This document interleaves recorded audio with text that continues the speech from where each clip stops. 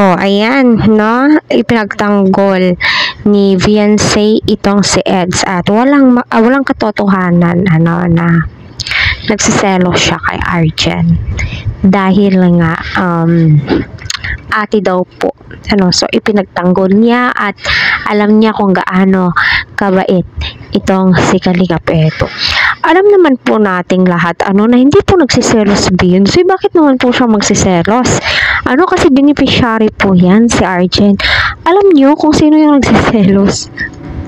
Alam niyo yan sa sarili niyo kung sino yung nagsiselos, tayong mga supporters, 'di ba? So ako, hands up, aaminin ko, nagsiselos ako minsan kasi puro Arjen yung laman ng vlogs ni Eds. Pero isipin po natin 100 times, beneficiary po yan ni Eds at si Arjen lamang po yung viral sa kanyang mga tinutulungan. So, thankful po tayo at supportahan po natin. So, clear na.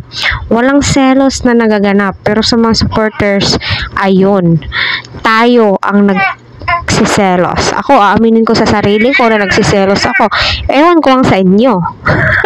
Baka may nilinis ang kamay at mag-hands up. So, pasensya na po kung umiiyak yung baby ko. So, ayun, patuloy po nating suportahan si Kalingap Rab, Kuya Val, at ang buong team Kalingap.